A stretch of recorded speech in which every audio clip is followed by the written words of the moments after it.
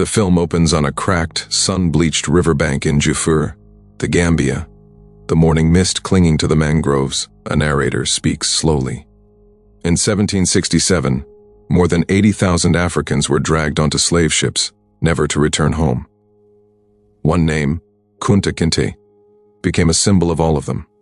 98 Africans arrived at Annapolis Harbor on September 29, 1767, aboard the Lord Ligonier. 42 had perished during the crossing. Among the survivors was a 17-year-old Mandinka warrior who would spend the next 55 years refusing to forget his name. The records from Spotsylvania County, Virginia show a slave purchased that October given the name Toby. But what those records don't show, what plantation ledgers deliberately omitted, and what family Bibles refused to acknowledge was the systematic campaign to erase not just a man's identity, but the living memory of an entire culture. This is the story of how one African transformed the brutality meant to break him into a legacy that would outlast his captors. What you're about to hear has been obscured by 2 centuries of silence, and the truth is far more disturbing than anything you've been told. Before we continue with the story of the man who became known as Toby, make sure you're subscribed to Liturgy of Fear and hit that notification bell so you never miss stories like this. And we'd love to know, leave a comment telling us what state or city you're listening from right now. The details of what happened next come from sources that took nearly 200 years to surface. The Gambia River cut through West Africa like a wound that never healed, carrying British ships deeper into the continent than any other waterway on that coast. By 1767, the trading outpost on James Island had processed tens of thousands of captured Africans, but the demand from Virginia tobacco plantations had reached unprecedented levels. The wars between local kingdoms created opportunities for slave raiders, and the British Royal Africa Company paid premium prices for young men with warrior training. In the village of Jur, 2 miles from the British fort, the Kinte clan maintained their reputation as blacksmiths and holy men despite the constant threat of raids. The Mandinka people had endured for centuries by mastering the art of appearing cooperative while maintaining their traditions in secret. They taught their children to be cautious near the river, to never venture alone into the forest, and to run at the first sight of the slate, African slave traders who worked for European buyers. Omoro Kinte understood these dangers better than most. As a blacksmith, he'd seen the iron shackles that bound captives for transport. He'd heard the stories of villages emptied overnight, of families torn apart and sold to different ships. He taught his eldest son the traditional skills of drum making, not just as cultural preservation, but as practical knowledge. A young man who could craft instruments might be kept alive aboard a slave ship to maintain morale among the captives. The boy's name carried weight in Mandinka tradition. Count meant complete or whole, a name given to firstborn sons who were expected to carry on the family's legacy. At 17, he'd completed his manhood training, learned to hunt with a spear, and could recite his family's lineage back 7 generations. The village elders spoke of him as someone who would one day become a respected elder himself. On a morning in early July 1767, Kunta ventured into the forest near Jur to gather wood for drum making. The specific type of hardwood he needed grew 3 mi from the village, far enough to be dangerous, but close enough that many young men made the journey regularly. He carried no weapon. Mandinka warriors didn't hunt on sacred gathering grounds, and he moved with the confidence of someone who knew these paths since childhood. What Kunta didn't know was that British Colonel O'Hare's forces had arrived at James 3 days earlier, bringing orders for a large shipment of slaves to fill Virginia's labor shortage. The Lord Ligonier sat anchored offshore, its captain, under pressure to fill the ship's capacity of 140 captives before the weather turned. The usual networks of African slave traders had been mobilized, paid bonuses for young males between 15 and 25 years old. 4 slates had been tracking Kunta since he left the village. They were professionals, men who'd perfected the art of ambush over dozens of successful captures. They knew to strike quickly, to overwhelm their target before any sound could alert nearby villages, and to bind captives so thoroughly that resistance became impossible. The attack happened with terrifying efficiency. The first blow came from behind, a wooden club striking Kunta's shoulder and driving him to his knees. Before he could cry out, hands clamped over his mouth while others pinned his arms. They moved with practiced coordination, binding his wrists with rope and wrapping cloth around his head to blindfold and gag him simultaneously. Within 90 seconds, Kunta went from free man to merchandise. The Slaties dragged him 3 mi to a holding area near the river, where 24 other captives sat chained in a temporary enclosure. Some were from Jur's neighboring villages. Others had been captured weeks earlier and transported from inland regions. All showed the same signs of shock and terror. The sudden transformation from person to property happened so quickly that the mind struggled to process it. For 3 days, Kunta remained in that holding pen, while the Slaties collected more captives. The conditions were deliberately brutal. Minimal food and water, exposure to the sun during the day and cold at night, and the constant presence of guards who beat anyone who made excessive noise. The psychological impact was as calculated as the physical. Abuse. These men wanted captives who understood that resistance meant suffering, that cooperation was the only path to survival. When the Lord Ligonier's crew came to collect their cargo, they brought a British ship's surgeon named Dr. Thompson. His job was to inspect each captive for disease, injury, or defects that might reduce their value. The examination was methodical and dehumanizing, checking teeth, feeling muscles, examining bodies with the same attention a farmer might give to livestock. Of the 32 captives presented, he rejected 7 as unsuitable. Kunta passed the inspection. At 17 years old, he was exactly what Virginia tobacco plantations needed. Young, strong, and trained in physical labor from years of blacksmith work. The British paid the Slaties in rum, textiles, and iron bars, standard currency for the slave trade. Kunta became property of Captain Thomas Davies, recorded in the ship's manifest simply as male, approximately 17 years Mandinka origin. The journey from shore to ship happened in small boats that carried 10 captives at a time. British sailors handled this transfer with practiced efficiency, knowing that this moment, when captives first saw the massive ship that would carry them across the ocean, often triggered desperate escape attempts. They kept everyone shackled and moved quickly. Count's first sight of the Lord Ligonier revealed the scale of what was happening. This wasn't a raid on a single village. This was an industrial operation that had been refined over decades of practice. The ship was designed specifically for human cargo, with multiple decks modified to hold as many bodies as possible in the smallest space. Other captives were already aboard, their faces visible through the cargo hold small openings. The British crew herded the new captives below deck where they encountered conditions that defied human comprehension. The Slav. E-deck measured approximately 5 feet high, forcing everyone to crouch or lie down. The space allocated for each person was roughly 16 in wide and 6 feet long, barely enough room to lie flat. The heat was suffocating, the air thick with sweat and fear. Wooden platforms divided the space into 2 levels, effectively doubling the number of captives that could be packed into each section. The crew chained captives together in pairs, right ankle to left ankle, making independent movement impossible. Additional chains ran along the walls, attaching to the ankle shackles and preventing anyone from reaching the stairs. The psychological impact of these restraints went beyond physical imprisonment. They made it clear that individual survival depended on the cooperation of whoever you were chained to. Kunta found himself shackled to a man named Fanta, captured from a village 50 miles inland. Neither spoke the other's dialect fluently, but they shared enough common Mandinka roots to communicate basic needs. Fanta had been imprisoned for 2 weeks and understood the ship's routines. When food came, how to position your body to avoid the worst cramps, which British sailors were most likely to inflict random beatings. The Lord Ligonier remained at anchor for another week, while Captain Davies negotiated with coastal traders for additional captives. During this time, conditions below deck deteriorated rapidly. The British provided food once per day, a mixture of beans, yams, and occasionally fish, served in communal buckets that 10 people shared. Water came twice daily in small rations that left everyone in a state of chronic thirst. The waste buckets quickly overflowed, and the crew's response was to hose down the deck once every 3 days, treating the captives like livestock. Disease spread with terrifying speed in these conditions. Dysentery appeared within days, causing severe dehydration, and weakness. A fever swept through one section of the hold, killing 4 men in the first week. The ship's surgeon examined the sick, but made no attempt to treat them. His job was to assess whether they might recover enough to be sellable, not to provide actual medical care. On July 5, 1767, the Lord Ligonier departed Africa, with 140 captives chained below deck.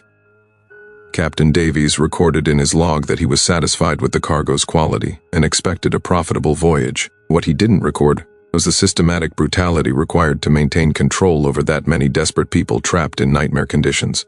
The Middle Passage, the journey across the Atlantic from Africa to the Americas, typically took between 6 and 12 weeks, depending on weather conditions.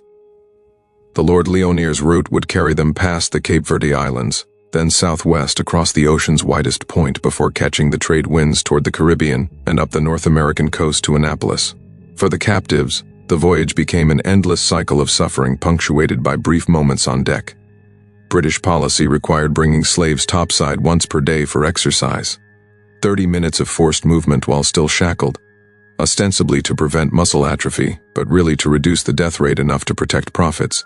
These moments provided the first opportunity for captives to communicate across language barriers and recognize the scale of their collective situation. Count's training as a warrior and his cultural education proved useless in this context. Everything he'd learned about courage, honor, and resistance meant nothing when you were chained in darkness with no weapon and no knowledge of where the ship was taking you. The psychological torment was methodical. Isolation from everyone who shared your language, uncertainty about your destination, and the physical weakness from minimal food and water that made clear thinking nearly impossible. But Counter noticed patterns in the British crew's behavior. The sailors who brought food were less vigilant during rough weather. The deck exercise happened at the same time each day unless storms prevented it. The ship's surgeon rarely ventured into the holes between formal inspections.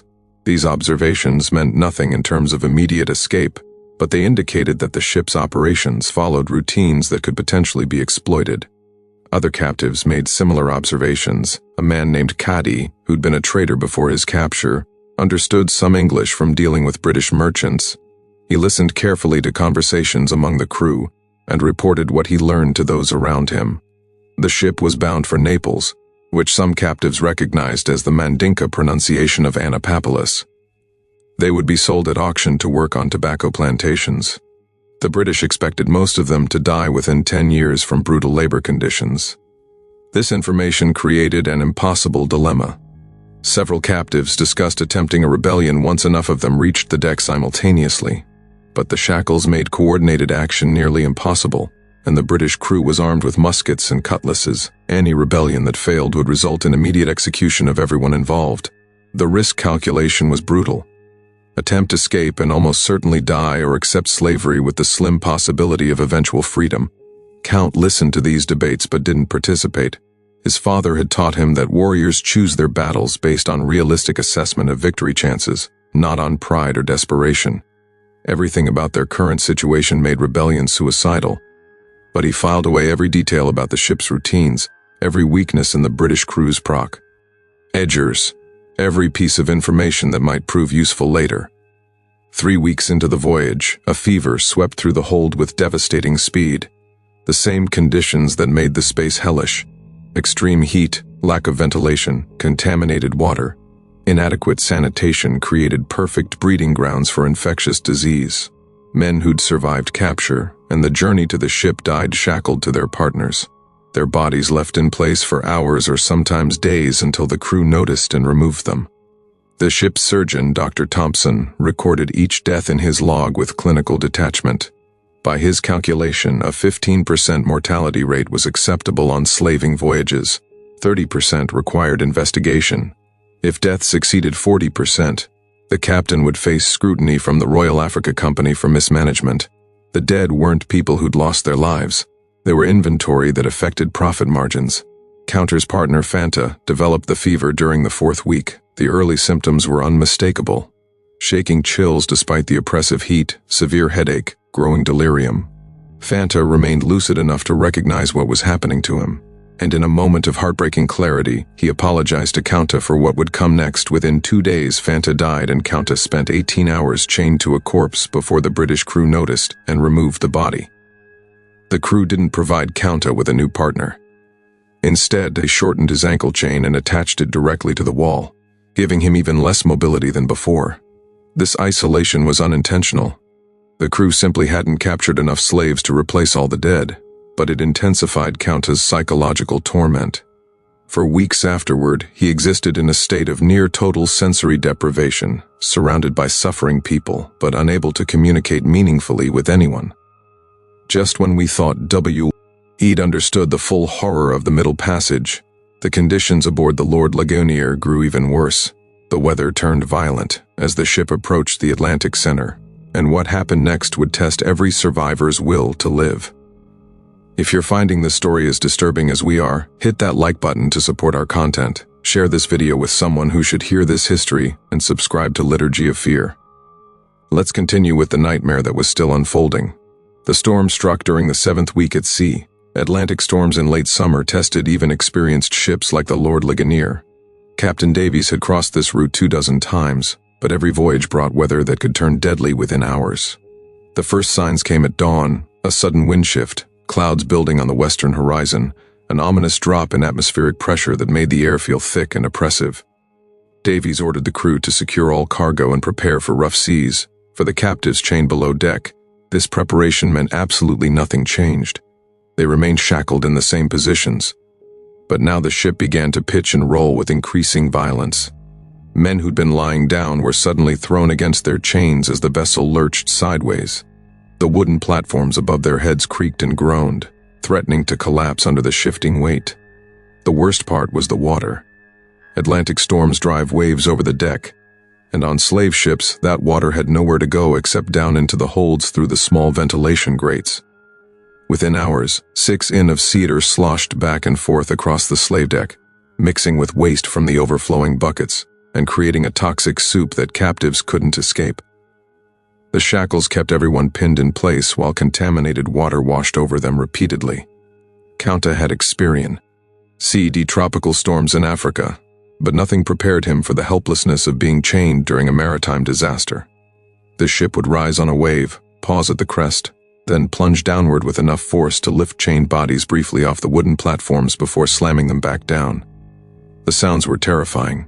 Timbers groaning under stress, crew members shouting orders overhead and all around him. The cries of men convinced the ship was sinking, and they would drown while shackled in the darkness. The storm lasted 4 days. During that time, the British crew made no attempt to bring food or water below deck. Maintaining their own safety took priority over preserving their cargo. The captives existed in a nightmare state of thirst, hunger, violent motion, and the constant fear that the next wave would be the one that broke the ship apart. Several men lost their minds during those 4 days, screaming continuously until their voices gave out, then continuing to scream silently with mouths open and eyes showing nothing but terror.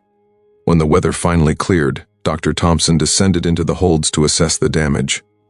18 more captives had died, some from injuries sustained during the violent motion, others from drinking the contaminated water out of desperate thirst, and a few from what appeared to be purely psychological collapse. The surgeon ordered the bodies removed and thrown overboard, then had the crew hose down the slave deck without bothering to move the survivors first. The Lord Ligonier's journey illustrated the precise calculations of the transatlantic slave trade. Captain Davies had departed Africa with 140 captives.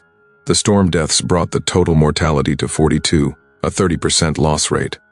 This was higher than Davies preferred, but still within acceptable bounds for a voyage that encountered severe weather.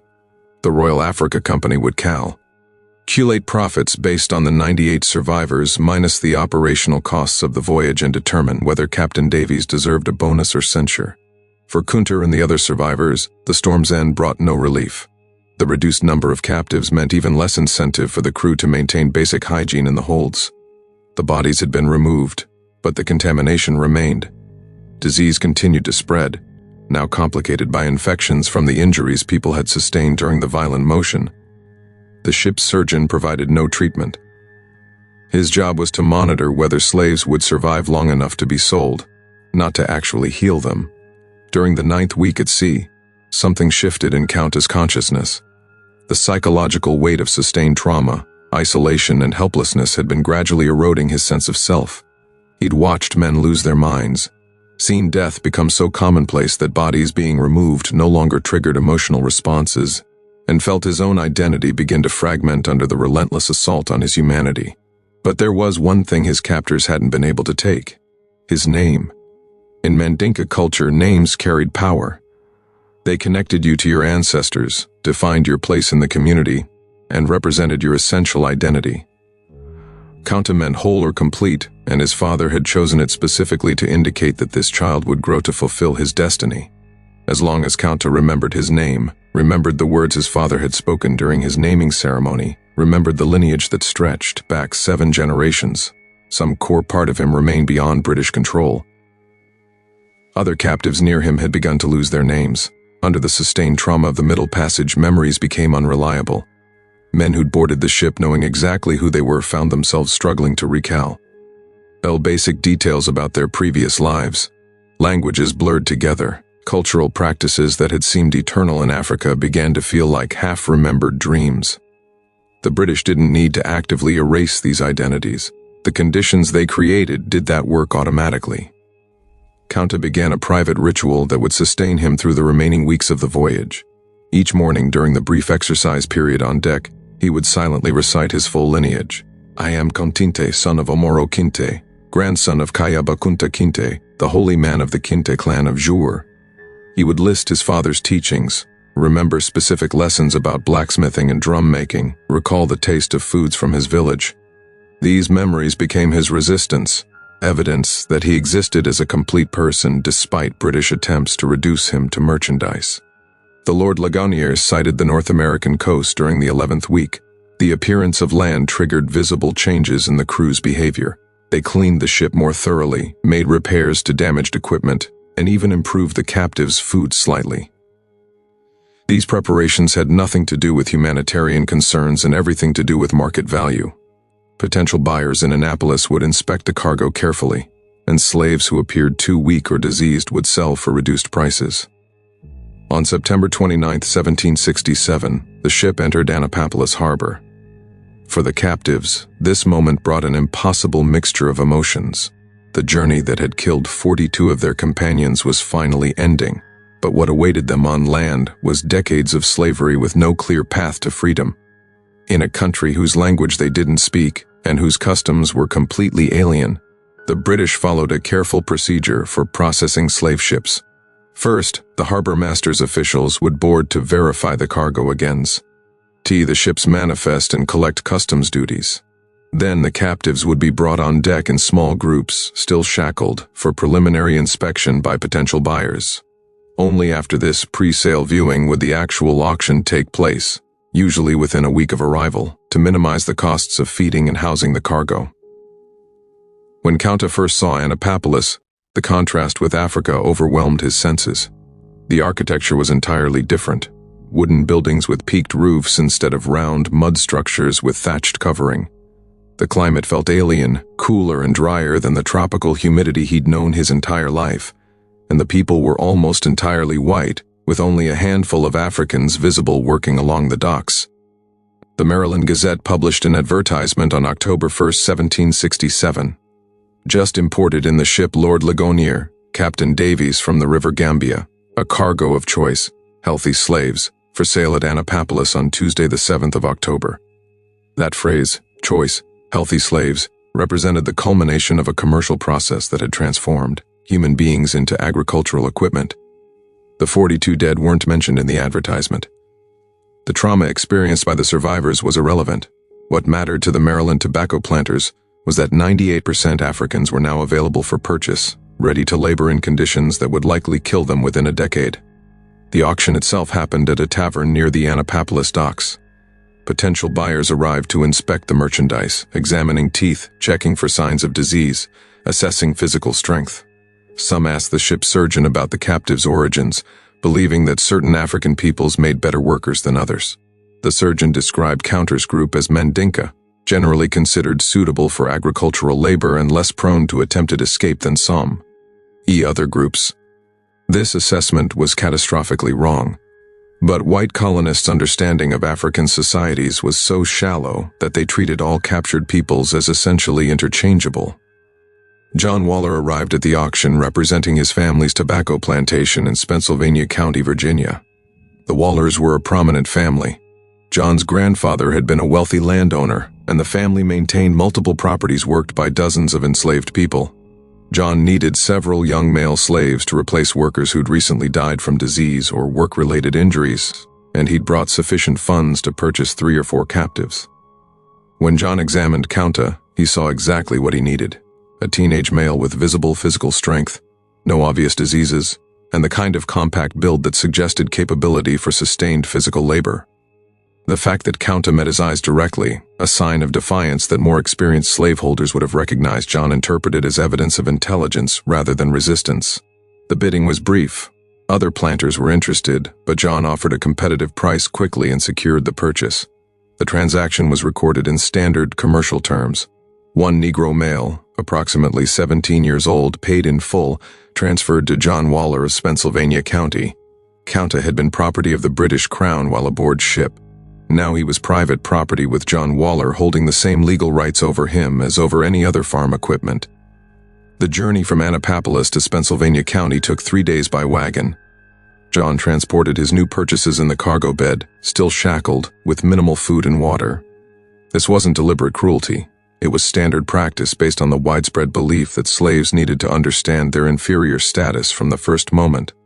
The 3 Y journey provided John with opportunities to communicate basic commands in English, teaching the captives words like work, stop, food, and sleep. Kunta understood nothing. The English language bore no relationship to Mandinka or any other African language he'd encountered. The sounds seemed harsh and angular, lacking the tonal qualities that made Mandinka. Words carry multiple meanings depending on pronunciation. Without any shared linguistic foundation, communication happened entirely through gesture and repetition, with violence as the primary teaching tool for compliance. The Waller plantation occupied several hundred acres along the Rappahannock River.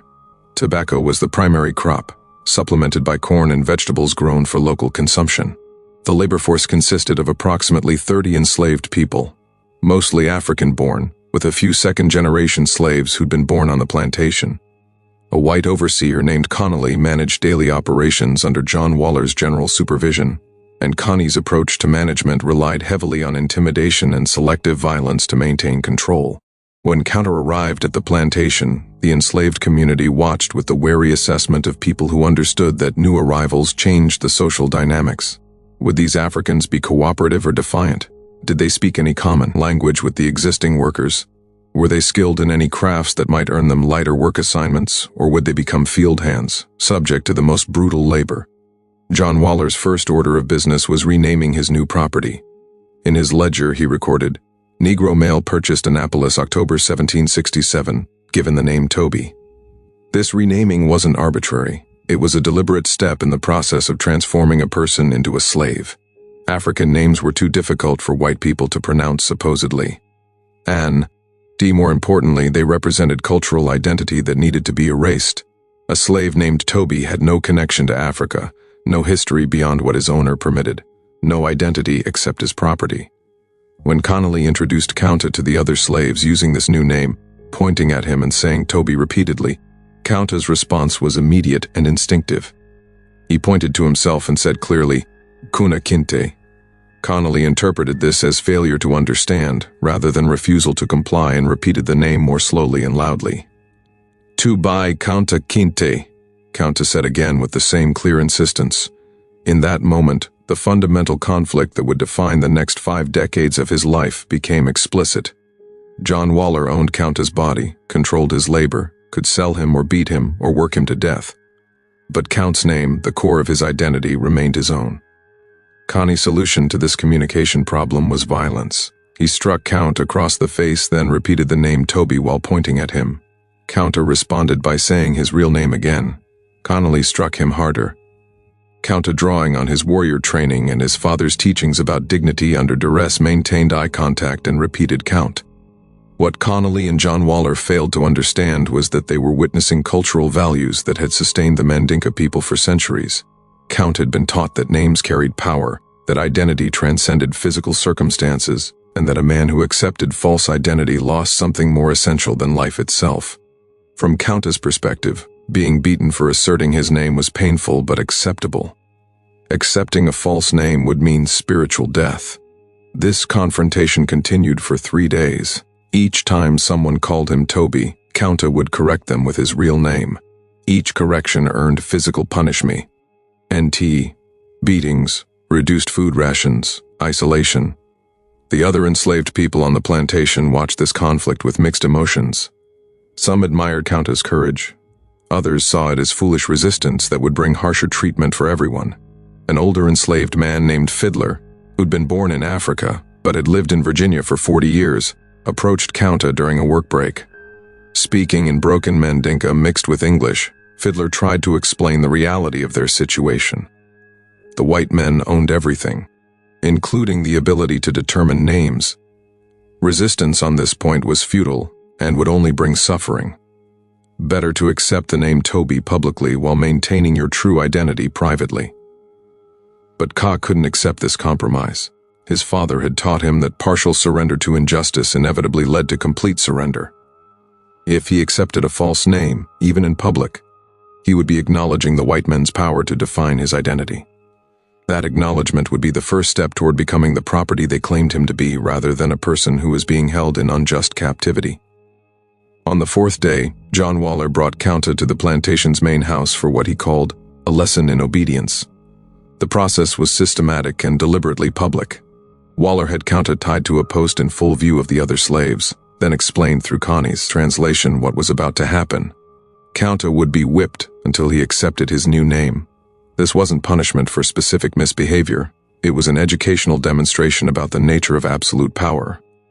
The whipping began with methodical precision. Connolly used a leather strap designed to cause maximum pain without inflicting injuries severe enough to reduce Count's value as a worker. After each strike, Waller asked the same question, "What is your name?" When Kunta responded, "Kunta Kinte," another blow fell. This torture continued until Kunta lost consciousness. When he revived hours later, chained in the quarters where enslaved people were housed, he found himself surrounded by other Africans who'd been watching the entire demonstration. Their faces showed a mixture of sympathy, fear, and resignation. They'd all been through similar lessons when they first arrived. They'd all learned that resistance led to suffering with no possibility of victory. But they'd also noticed something that John Waller and Connolly had missed. Despite the beating, Kunta had never once said the name Toby. He'd lost consciousness from pain before surrendering his identity, and that fact resonated with people who'd been forced to compromise themselves in countless ways just to survive. The next morning, still injured from the whipping, Kunta was assigned to tobacco field work under Connie's direct supervision. Tobacco cultivation in 1767 Virginia was brutally labor-intensive. The process required planting seedlings by hand, constant weeding, removing tobacco worms, topping the plants at the correct growth stage, harvesting leaves as they ripened, and hanging them in curing barns. Each step was time-sensitive and required knowledge that Kunta didn't have. Connie's teaching method consisted of demonstrating an action once, then beating anyone who failed to replicate it correctly.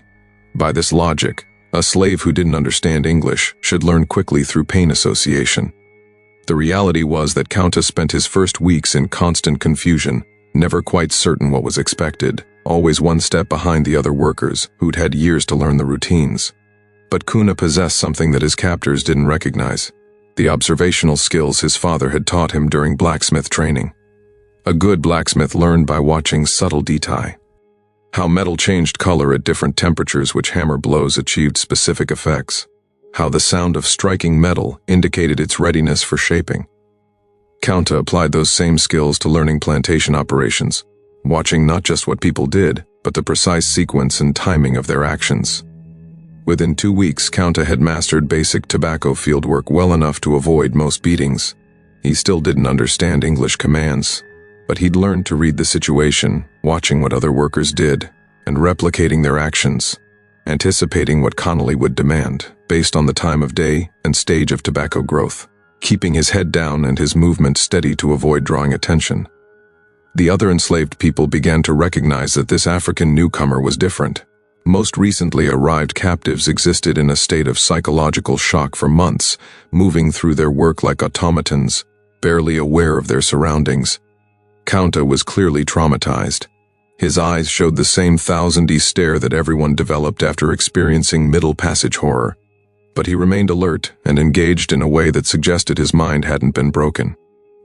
This psychological resilience came from the same source as his refusal to accept a false name: his father's teachings about maintaining dignity under oppression.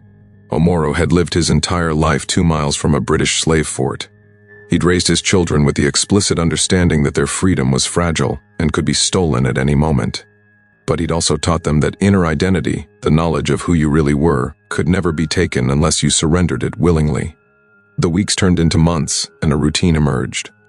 Kunta worked in the tobacco fields from dawn to dusk, ate the minimal rations provided to enslaved workers, slept in the crowded court, and endured the casual violence that characterized plantation life.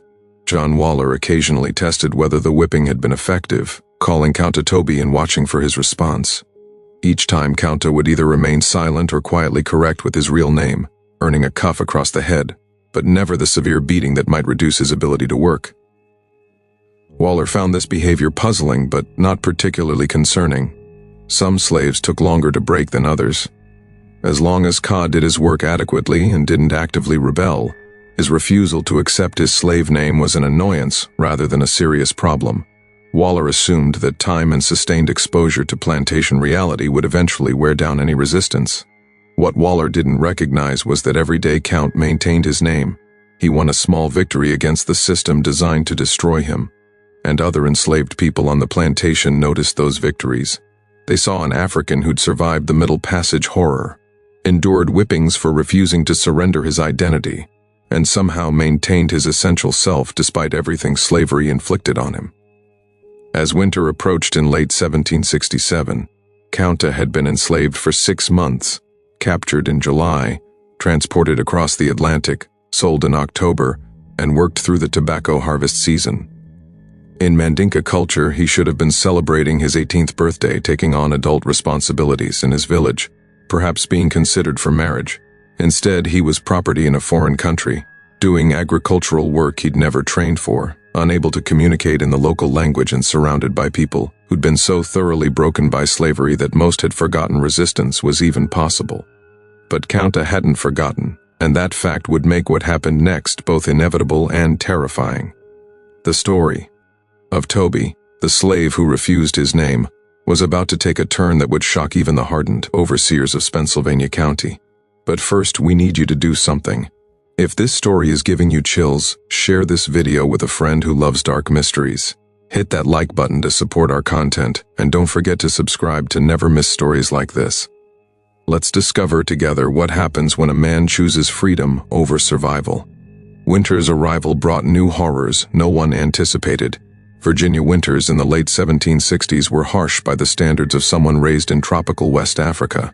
Temperatures dropped below freezing regularly, and the enslaved workers' quarters provided minimal protection from the cold. The Waller plantation, like most Virginia tobacco operations, didn't invest in adequate winter housing for slaves. The logic being that warm buildings cost money, while slaves who died from cold exposure could be replaced through purchase. Kunta's first Virginia winter introduced him to physical suffering distinct from the tropical diseases he'd known in Africa. Frostbite damaged his fingers during morning work.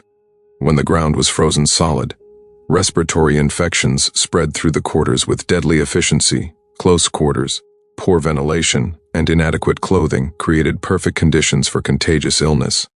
Several slaves died during that first winter, their bodies buried in unmarked graves at the edge of the plantation property.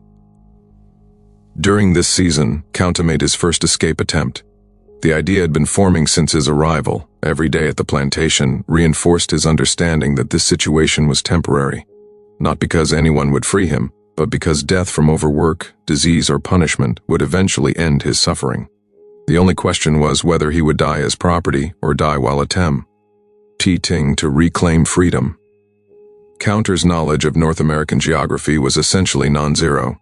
He understood that he'd been transported across a large body of water, which meant Africa lay in some direction across the ocean. He'd observed that the sun rose and set in patterns similar to Africa, suggesting similar latitude. But beyond these basic observations, he had no map, no knowledge of distances, no understanding of the landscape he'd need to cross. His plan was remarkably simple. Escape during the night, travel away from the plantation in whatever direction seemed least populated, and either find a way back to the coast or locate other Africans who might have established free communities. This plan had virtually no chance of success, but Kunta understood that success wasn't the only measure of meaningful action. Sometimes resistance had value, even when it was futile. The escape happened in January 1768 during a week when Connolly was away visiting family in Fredericksburg. The remaining white supervisor was less vigilant about evening head counts, and Counter had noticed a pattern. If all slaves appeared to be present during the initial evening check, no one verified later in the night. The winter cold meant everyone stayed inside the quarters as much as possible, so unusual movements were less likely to be noticed. Counter waited until approximately midnight, then quietly exited the quarters through a rear door whose lock had been damaged for weeks. He moved carefully, knowing that dogs might be loose on the property and that several white families lived within half a mile of the Walla plantation. His clothing consisted of the minimal rags provided to field workers, entirely inadequate for winter weather, but the only option available. For the first 3 mi, everything went according to Counta's limited plan. He followed a creek bed heading roughly north, reasoning that waterways might eventually lead to larger rivers and ultimately the ocean. The physical challenge was immediate. His feet, inadequately protected by crude shoes made from scraps, began to suffer from the cold within an hour. The winter landscape was utterly alien, nothing like the African forest he'd known. Near dawn, Counter heard dogs barking in the distance behind him. The sound triggered an immediate understanding. The plantation had discovered his absence, and professional slave catchers were already pursuing him. These weren't random farm dogs. They were tracking hounds trained specifically to hunt escaped slaves capable of following a scent trail for miles. What happened next illustrated the ruthless efficiency of the 18th century Virginia slave-catching system. Connolly had returned earlier than expected and noticed Counta's absence during the morning work call. He immediately contacted Thomas Matthews, a professional slave catcher who operated throughout Pennsylvania County. Matthews maintained a team of trained dogs and several assistants who specialized in tracking and recovering escaped slaves. Matthews' approach to slave catching was methodical. He started at the point of escape, let his dogs pick up the scent, and then followed at a steady pace that allowed the dogs to do most of the work. His payment structure was simple. He received a flat fee for successful recovery, plus expenses. If the escaped slave resisted violently, Matthews was authorized to use whatever force necessary to ensure compliance, provided the slave survived in condition to continue working. Kunta had covered perhaps 8 miles when the dogs caught up to him. The confrontation happened in a clearing, where the terrain offered no defensive advantages. Matthews' assistants surrounded him, while the dogs created a barrier that made escape impossible. Through gestures and broken English, Matthews indicated that Kunta should return voluntarily. When Kunta didn't immediately comply, not from defiance but from incomplete understanding, Matthews ordered his assistants to restrain him forcibly. They bound Kuna's hands and attached a rope around his neck, then began the 8-mile walk back to the Waller plantation. Matthews followed his standard practice of parading captured slaves along main roads during daylight hours. This public display served multiple purposes. It reminded enslaved people throughout the county that escape was futile. It advertised Matthews' services to plantation owners, and it reinforced white communities' sense of control over the black population. When they arrived at the Waller plantation, Connolly and John Waller were waiting. The next hours would be recorded in detail in the memories of every enslaved person who witnessed what happened. Not because it was unusual for slave catchers to punish captured runaways, but because of what Count's response revealed about the limits of human endurance. John Waller had Kunta tied to the same post where he'd been whipped for refusing his slave name. But this punishment served a different purpose. The name whipping had been about establishing authority. This beating was about terror, creating an example so brutal that no other slave would consider escape. Connolly administered the whipping with professional efficiency, striking Count's back in patterns designed to maximize pain without causing life-threatening injuries. Between each set of strikes, Waller asked variations of the same question: "Will you run again?"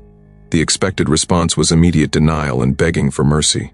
The reality was that Kunta, drawing on reserves of strength that defied rational explanation, remained largely silent throughout the beating. This silence disturbed Waller more than screaming would have. A slave who screamed and begged showed he understood his powerlessness and could be broken. A slave who endured torture silently possessed some inner resistance that whipping couldn't reach. After 30 strikes, enough to leave Kunta's back a mass of bleeding wounds, Waller stopped the beating and ordered Kunta to be confined in a storage shed for a week with minimal food and water. The weekend isolation gave Counter time to assess the consequences of his escape attempt. The physical pain was severe but manageable. He'd experienced similar injuries during warrior training in Africa, and the human body's capacity to tolerate pain was greater than most people realized. What concerned him more was the strategic failure of his escape. 8 miles in 12 hours was pathetically inadequate. The tracking dogs had found him easily, and he'd learned nothing about the geography between the plantation and potential freedom. But the escape had also revealed something important about the plantation system.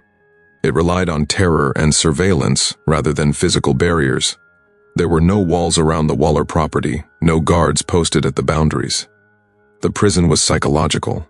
The slaves' knowledge that escape meant being hunted by dogs and returned for brutal punishment. Counter began to consider whether future escape attempts needed different planning. Rather than fleeing immediately without preparation, perhaps he needed to learn English, gather information about the landscape, identify potential allies, and wait for the right moment. This calculation required patience that his warrior training hadn't developed, but it also acknowledged the reality that impulsive escape attempts accomplished nothing except demonstrating defiance. When Kunta returned to fieldwork after his week of confinement, the other enslaved people treated him with a mixture of respect and concern. No one discussed the escape attempt directly, talking about resistance near white people was suicidally dangerous. But Kunta noticed subtle changes in how people interacted with him. Fiddler began teaching him English more actively, providing vocabulary that might prove useful for survival. Other workers shared small amounts of their food rations, recognizing that Counter was being systematically underfed as continued punishment. These small gestures of solidarity created bonds that John Waller and Connolly never recognized. From the white perspective, the plantation's enslaved population consisted of separate individuals competing for slightly better treatment. The reality was that trauma and oppression created powerful connections among people who understood that survival required cooperation. As spring arrived in 1768, Counta had been enslaved for 10 months. His English had improved enough to understand basic commands and communicate simple ideas. He'd learned the tobacco cultivation cycle well enough to avoid most beatings, and he'd begun to recognize that the Waller plantation existed within a larger system of slavery that extended throughout Virginia and beyond. This understanding came primarily from conversations with Fiddler, who'd lived in Virginia long enough to develop a comprehensive picture of colonial slavery's scope.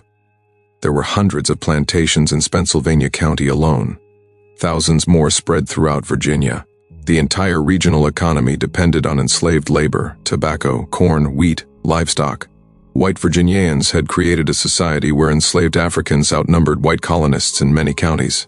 Yet, they maintained control through systematic terror and the legal authority to inflict unlimited violence on black bodies. Fiddler also explained something that Counta found initially incomprehensible. There were enslaved people who'd never seen Africa. Du Bois had been born on Virginia plantations to parents who were themselves born into slavery. These second and third generation slaves grew up speaking English, practicing Christianity, and having no direct memory of African culture. From the white perspective, these people were ideal slaves. They had no alternative cultural framework and could be more easily controlled than African-born captives. This information forced Count to confront a disturbing possibility. Slavery wasn't a temporary condition that would end when enough Africans rebelled or when white colonists recognized the injustice. It was a permanent system designed to reproduce itself across generations. The children of enslaved people became property of their parents' owners. Freedom had no obvious path. In May 1768, Counta made his second escape attempt. This effort showed slightly more planning than the first.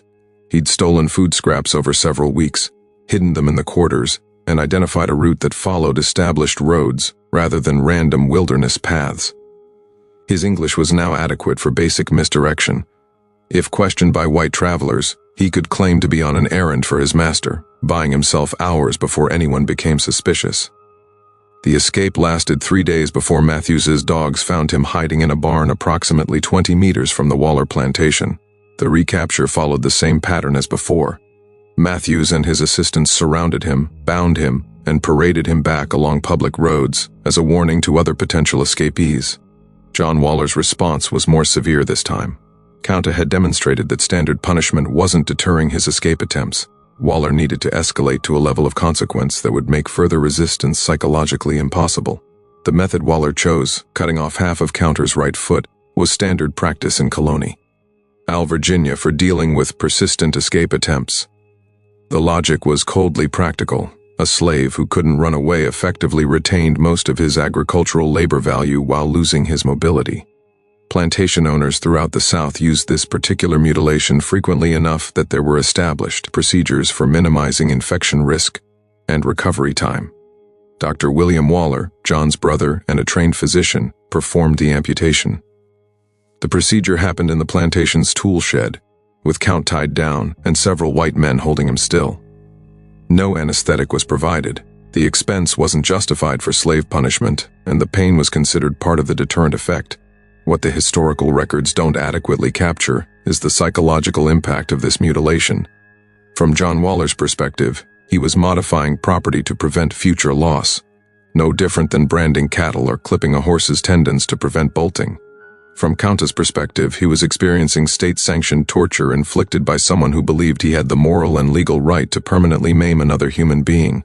The amputation achieved its intended physical effect. Count would never again be able to run effectively, which meant future escape attempts would face insurmountable practical obstacles. But it had an unintended consequence. It transformed Count from an anonymous field slave into someone whose story other enslaved people remembered and repeated. Stories about the African who'd tried to escape twice despite knowing the consequences, who'd endured mutilation rather than submit completely to slavery, who maintained his real name despite years of punishment. These narratives spread through the informal communication networks that connected enslaved communities throughout Virginia. Kunta became a symbol of resistance, not because his resistance was successful, but because it continued despite absolutely overwhelming odds. During his recovery from the amputation, confined to the quarters and unable to work, Kunta had extended conversations with Fiddler and other longtime slaves. These discussions revealed aspects of plantation life he hadn't previously understood. The other enslaved people had developed sophisticated strategies for preserving dignity and humanity despite their circumstances. They maintained secret family connections across different plantations. They practiced African religious traditions in hidden gatherings. They taught their children about freedom, even when freedom seemed impossible. These conversations also revealed the complexity of survival under slavery. Some people had chosen cooperation with plantation authorities, serving as foremen or house servants, trading minor privileges for enforcing discipline among field workers. Others had embraced Christianity, finding in the religion a framework for understanding suffering and maintaining hope for eventual justice.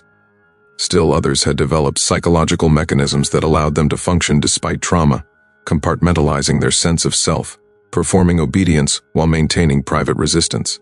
Kunta listened to these stories and recognized that his absolutist approach, refusing his slave name, attempting escape despite impossible odds, represented only one strategy among many.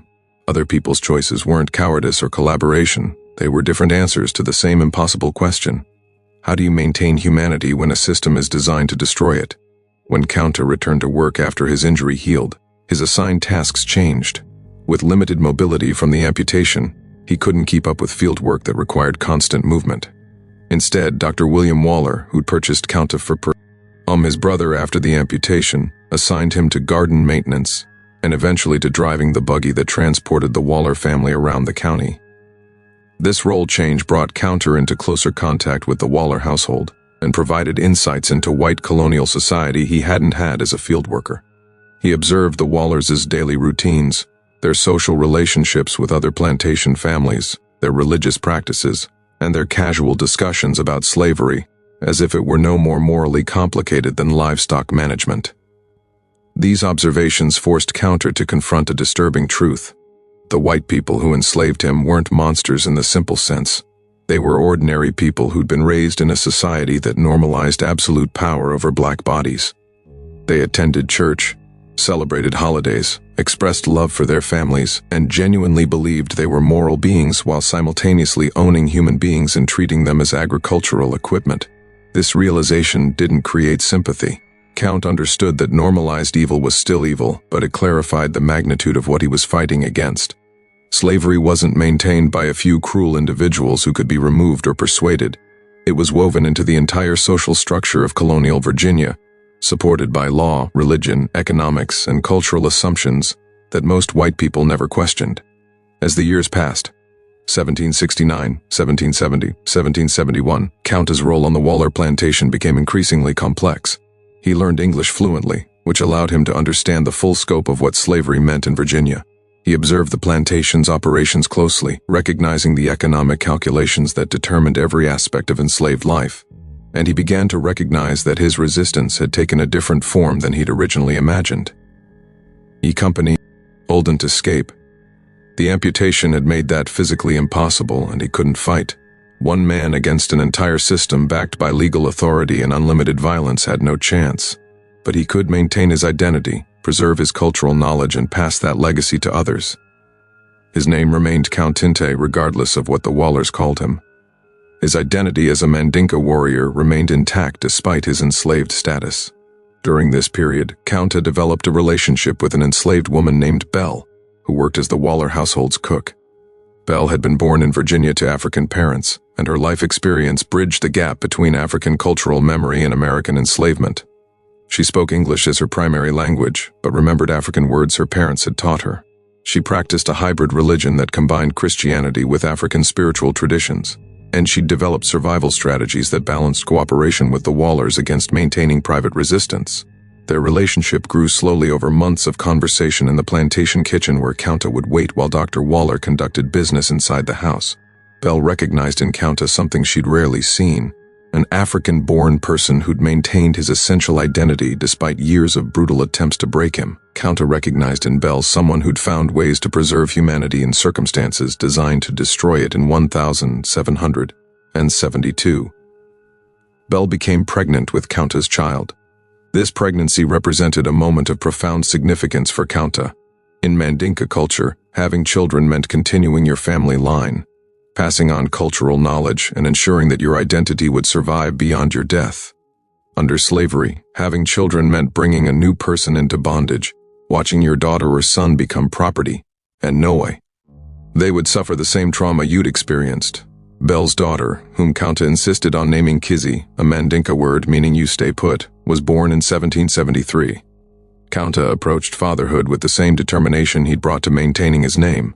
He would teach Kizzy African words, tell her stories about her grandfather, Kunta Kinte, and ensure she knew that her real heritage extended beyond the plantation where she was born as property. This teaching happened in secret during moments when no white people were present to observe. Kunta would hold his infant daughter and speak to her in Mandinka, describing the village of Jur that she would never see. He would recount his family lineage, ensuring that even if Kai grew up enslaved, she would know that her ancestors had been free people with culture, history, and dignity. Belle watched these interactions with mixed emotions. She understood Kunta's desire to pass on his heritage,